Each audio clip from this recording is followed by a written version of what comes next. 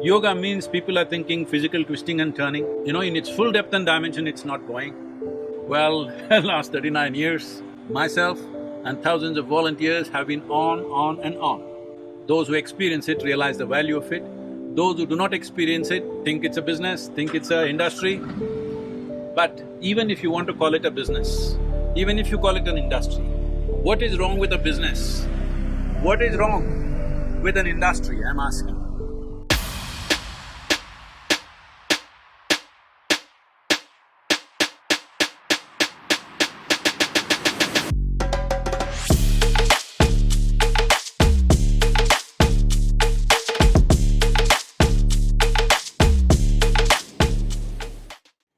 India is the birthplace of yoga. We were the land of enlightened beings. So, how and why do you think the spiritual existence and the spiritual way of life got suppressed in the larger population over the years? Because here we are a large population trying to rediscover and relearn the spiritual way of life. And also, do you think it's possible that over the course of time we might again forget or unlearn the spiritual existence? Namaskaram, Barkha. Well, about why in India the spiritual process and yoga has gone down, or to some extent, and why it's blossoming everywhere else.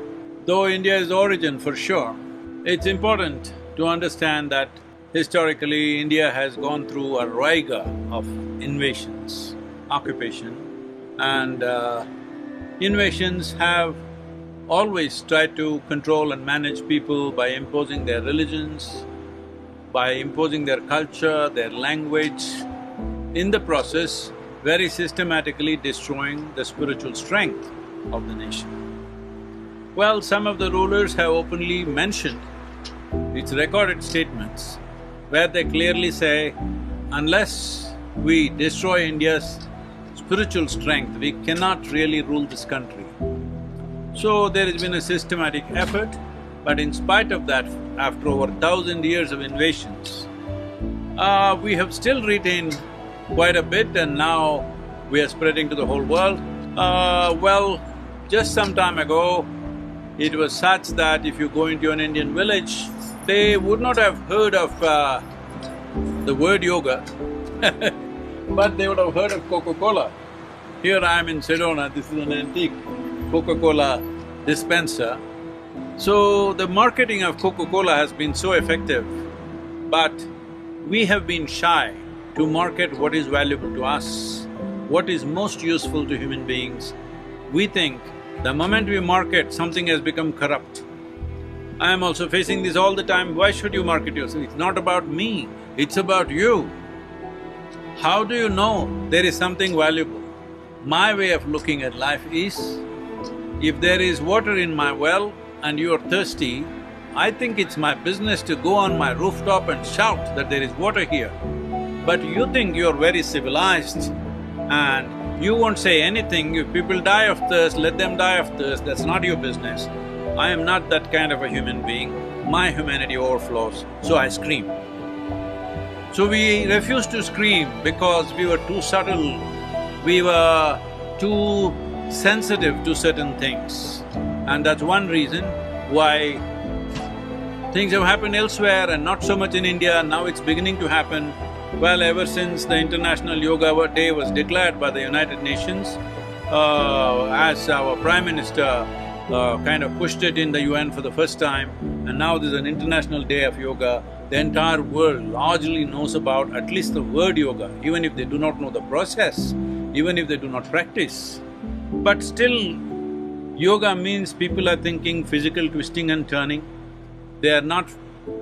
in its full depth and dimension, it's not going. Well, last 39 years, 7 days of the week, 365 days, myself and thousands of volunteers have been on and on. Well, people… those who experience it realize the value of it. Those who do not experience it think it's a business, think it's an industry. But even if you want to call it a business, even if you call it an industry, What is wrong with a business? What is wrong with an industry, I'm asking?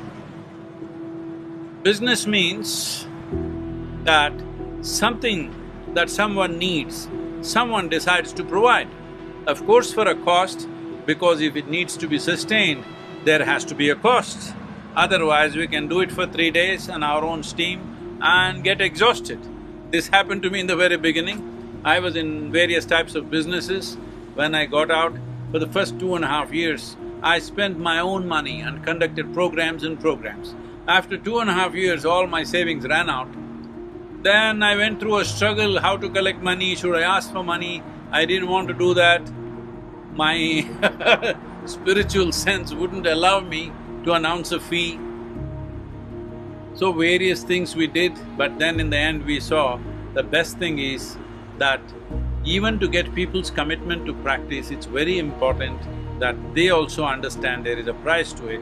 Price is not for individual profit, but to sustain the service, there is a price, and if we are no more shy of such things, then we can see it can go international everywhere in the world. Above all in India, it can happen in a big way. Our programs are entirely free in rural areas, but in urban areas they have to pay, depending upon what kind of premises they want to learn yoga in, what kind of premises they want to go through inner engineering in. Accordingly, we charge them because the premises costs. So if we give up this shyness of charging for a service, we were even paying service taxes till recently, till yoga was exempted some time ago. Till we give up this shyness, we will not spread it across. Coca-Cola has gone to every village in India. Yoga must go to every village in India. That's our mission. We will take it there. If the urban people pay for it, rural people will get it free